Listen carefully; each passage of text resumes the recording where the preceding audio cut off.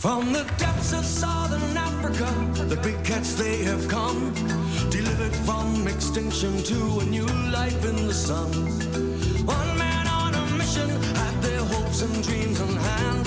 He gathered up the mighty beasts and brought them to our land. He's a lion man, doing all he can to create a sanctuary and a home. He's a lion man. In New Zealand's Northland, just out of Whangarei, lies Zion Wildlife Gardens, a private big cat sanctuary run by Craig Bush, New Zealand's very own Lion Man. Last week there was trouble in the White Lion Pride, with a mafu mistreating one of the cubs and Mvula warning a mafu off. Even normally relaxed Ladulma came in to check out the situation. But things calmed down and the Pride has again become a peaceful family. And Chaka and Abdullah had a new experience, running wild in the bush. But today, Craig has a brand new mission. He's flown to South Africa in search of 2 cheetah cubs to add to Zion Gardens' big cat population. Hello, Ed. Sorry I'm late. Ed Hearn is at Johannesburg Airport to meet him. Yeah.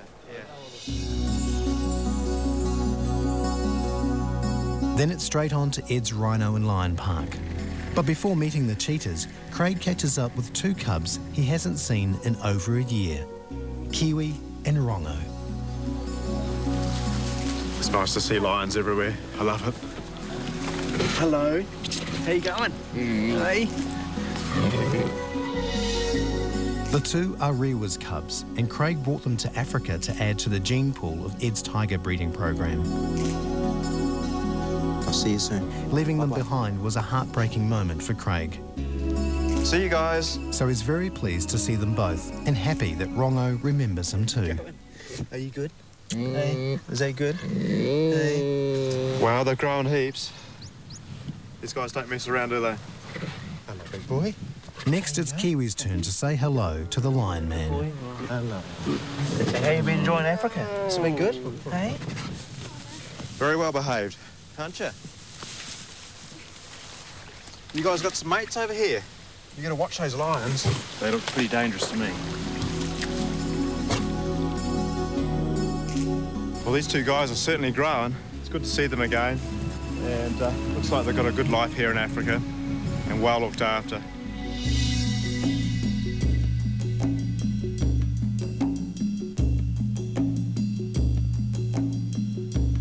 Woken up to a beautiful sunrise here.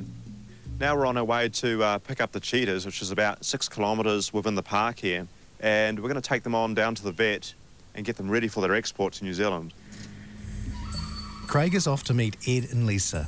Lisa is raising 2 cheetah cubs that Craig hopes to bring back to New Zealand.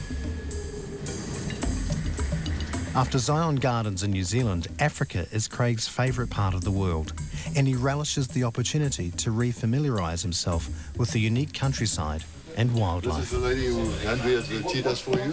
Hello, how you going? Lisa, and this is Craig. He's Hi, the Lisa. lion man Nice to meet you. from New Zealand. Yeah. Here in the middle of the big farm. Yes. The cheetahs have been raised by Lisa's family in the backyard. So, have you named them at all? This one's Mischief and he's Ruffian, because it's a male and a female, yeah. Ah, Yeah. This is the female, Female, and yep. that's the male. okay. Couple of little cuties, aren't you? Hey? This is all the baby fur, and that's all coming off now for the, the adult fur. So Lisa, it's not going to be... You've been helping a lot with these. Yeah. So what do you do first thing in the morning? Do you get their bottles for them? Yeah, I feed them early in the morning, but not in the afternoon. I feed them in the morning and at night. But they off bottles now. We just put like all the cat food, and then we put those in the bottle, and then they eat and drink that at the same time. They're looking pretty happy and healthy. Yeah. So you must be doing a good job, eh? Yeah. Yeah, that's good. And I run with them around, and then they try and chase me. And That's same. a real important for the cheetahs to get exercise. Yeah. So you got to run like a cheetah. Yeah. Yeah. Well, you're not going to enjoy letting them go, are you? No. No, it's going to be sad, isn't it? Yeah. Craig is very happy with the cubs' condition, so Ed organises with the vet for them to be given a checkup. The meat's in one feeding or two feedings? 2 feedings, a morning and a However, day. before the cheetahs can be taken anywhere, they first need to eat. Get their food exactly right, not too much, not too little. Correct, because they are quite lean animals, so you don't want them carrying excess fat and weight, you know, because it's all about their speed as well. You know, they're not as hardy as the rest of the wildcats. The nice thing about cheetahs are they're 100% domesticated, so you have them for life. Come on. Are we hungry? Yes. Come on, boy. Are we not eating now? There's so much activity. Come on. Come, Luxie. Come.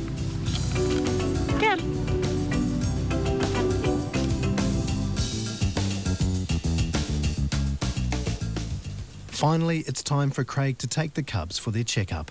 So, Lisa, you'd rather I didn't put them in a crate and just put them into the vehicle like they are? I would prefer it. I have driven with them all the time that I've had them with them in the car loose. I've tried to put them in a crate and they're really, really uncomfortable with that, so I'd rather lessen the stress factor and have them straight in the car.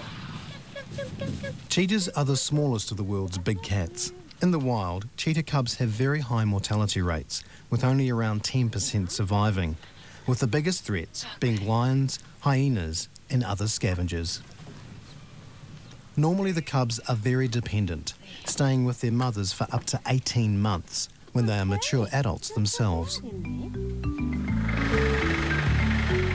When brought up by humans, they are easily domesticated and happily fit themselves into the human lifestyle, including driving around in trucks.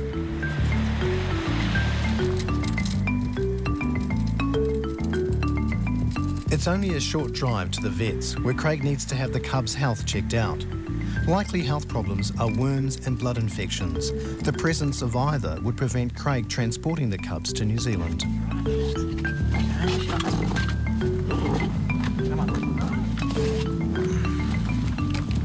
Okay, get a little bit frustrating, isn't it? Hey?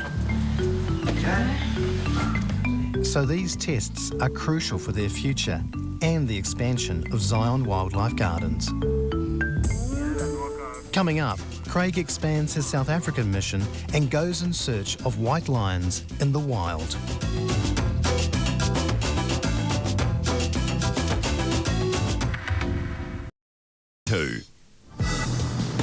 Craig is in South Africa, where he has found 2 cheetah cubs that he hopes to bring to Zion Wildlife Gardens. With the help of the 2 cubs being checked out by a vet, Craig takes the opportunity to head up country in search of one of his great loves, the white lions of Timbavati. Just made it to the plane here. We're on our way to Hoedspruit.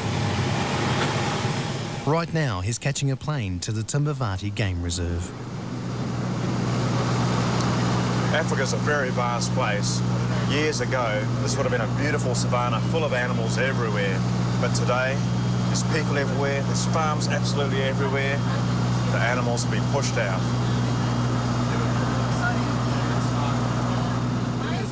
Timbavati is situated on the western border of the Kruger National Park. Established in 1956, it's the traditional home of the white lion, which is considered sacred by the region's tribes. Timbavati itself means the place where star lions come down from heaven. White lions were declared extinct in the wild in the 1990s. However, in 2006, the Global White Lion Protection Trust established a new white lion pride in Timbavati. And rare sightings of white lions continue. Hey, Shedrick. How's it going? Most recently, there's been word that 2 newborn white lion cubs have been spotted in the region. We're trying to look for some cubs. We'll see how we go. The cubs were originally spotted by a park ranger, and a photo he took of the cubs was posted online. Good to see you again. You too. And you're hoping to see some white lions? Yes, it's been roughly 8 weeks since these white lion cubs have been born here, and it's been, 15 years since white lions have been in this region, so it's a big thing to come here and maybe we'll get a glimpse of them. She should be rejoining the pride soon. The fact that she hasn't rejoined the pride already probably means that the cubs, or at least one of the cubs, as you say, is still alive. Hopefully all of them. White lions carry a recessive gene, so white cubs can be born from tawny parents, just like these.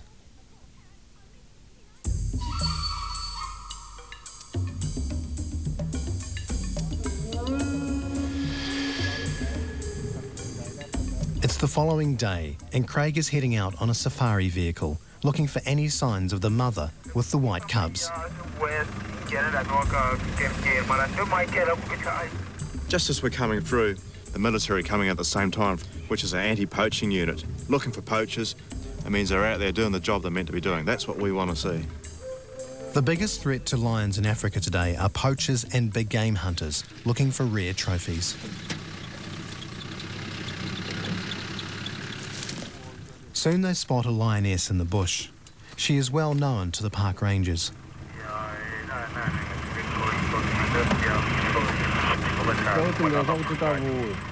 Chadwick, this is a lion that's been injured and you've been just checking on her now and then. So how long ago did she get injured, do you think? A week ago with a dead buffalo. I think there's a buffalo died by naturally. And she was there feeding, and other different pride come through to join to the carcass to feed with. And then they were trying to push her out from the carcass. She's looking like she needs a feed. Yeah, she needs more food to grow up again or to... This girl here has been injured by another lion, and when that happens, it makes it very difficult for it to survive. Very shortly, she should be getting up, and she's probably getting real hungry. She's looking really thin, but she can only scavenge on what's around. It's very hard for her to pull something down when she's injured. So hopefully tonight she might get a feed. Right on the middle of the back, there's quite a big wound. There's a couple of big wounds with teeth marks. And so she's looking at help heal the wound. Life in the wild for any big cat is a dangerous existence. For cubs, it's even more deadly, with only 20% of cubs surviving their first year. And with any female with white lion cubs a special target, Craig knows it's imperative for the preservation of the white lions that the cubs survive. You know, she looks about 4 years old, not 7. This one's still young.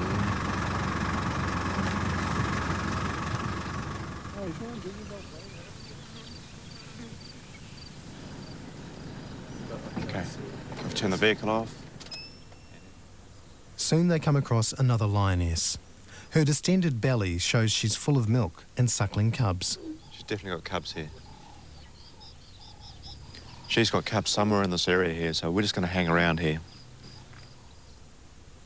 These aren't the white cubs Craig is searching for, but he's excited to see these lions in the wild and decides to track them for a short distance.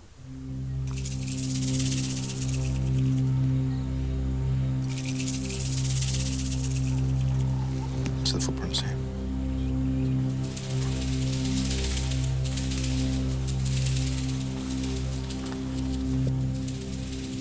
We're just going to go a little bit further. We don't want to annoy these guys, but she's probably lying down somewhere and feeding her cubs. Now, I've just spotted a big male footprint here, so we don't want to get too close, believe me.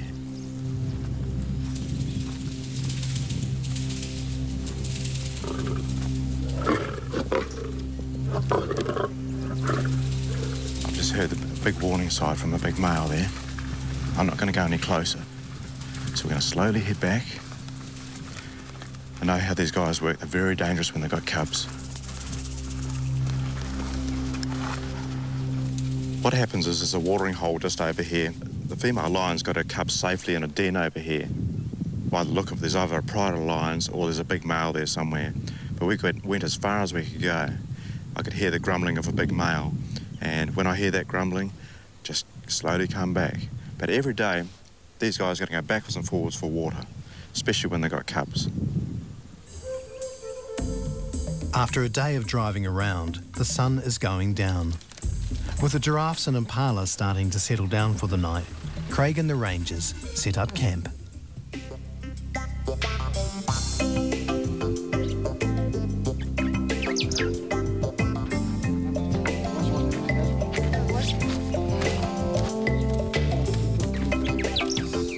Food is basic tonight, and it's not just humans who get to share in it, with the cheeky squirrels serving themselves a treat.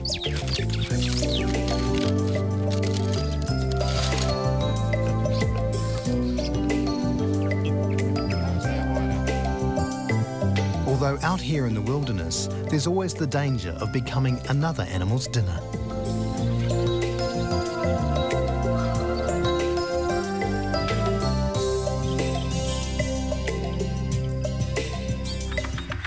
Coming up, Craig goes out on a night safari in search of lions. And bad news arrives about the white lion cubs.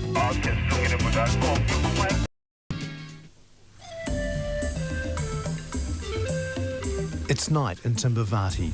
Craig is out with 2 park rangers, looking for the mother with the white lion cubs. The big cats usually rest during the day, coming out at night to hunt, using the darkness to hide, with their sharp noses leading them to prey. So night is an excellent time for Craig and his team to search for these rare predators.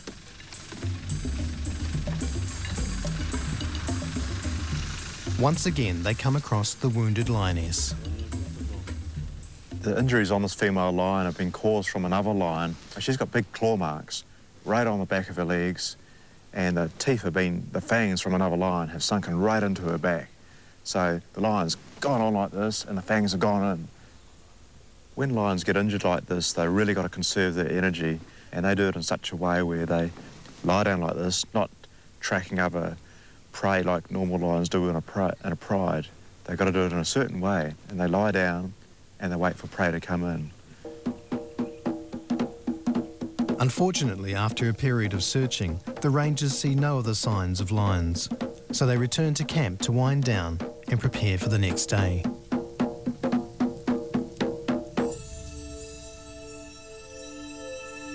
It's a new day in South Africa's Timbavati Reserve, and Craig is out in search of a lioness and her 2 cubs.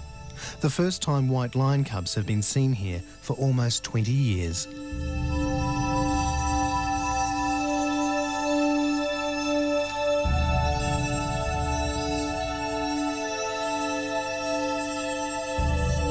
Right behind me here is what you call oryx. Now these guys here are running through the edge of the valley here. It's quite fertile down here, so this is where these guys hang out. This is the sort of animal that the lion's going to go after.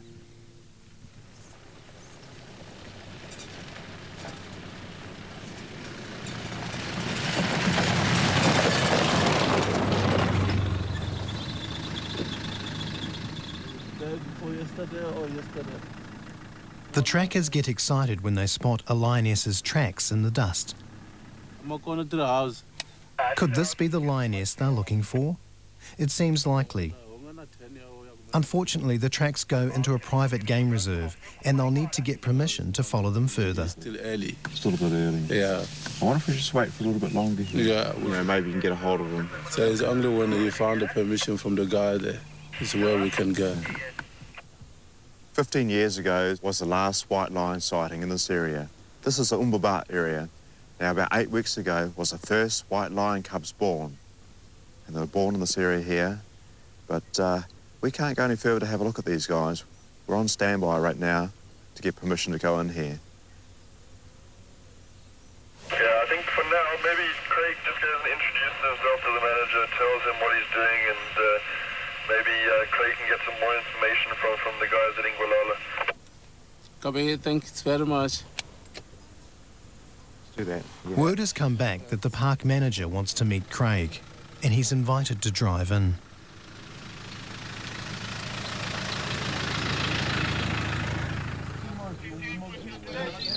Just going to see one of the guys in here and try to get permission from one of the managers to see if we can get in there.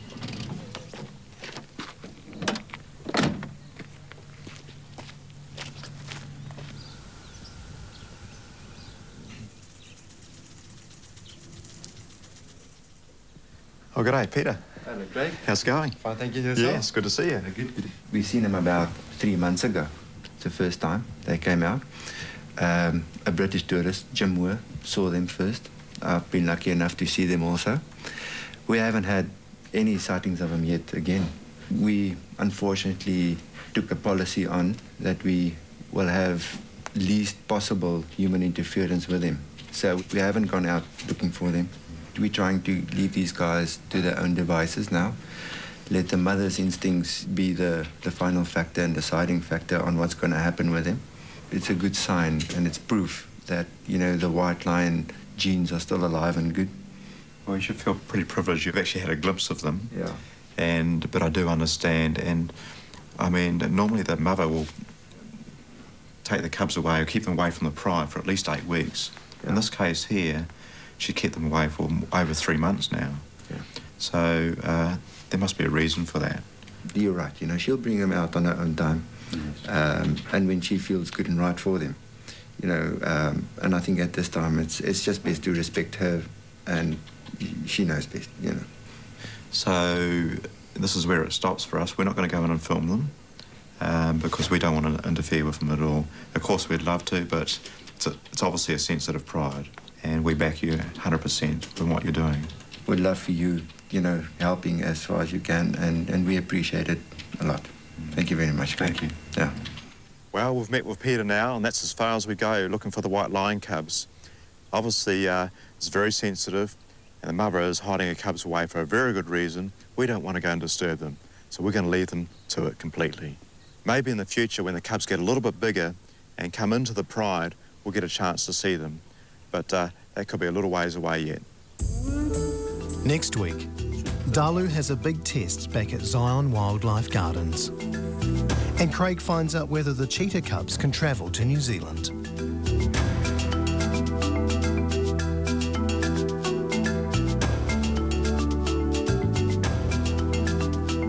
Next here on TV2, they're trying the old pull the tablecloth out from underneath dinner trick in Dare to Win.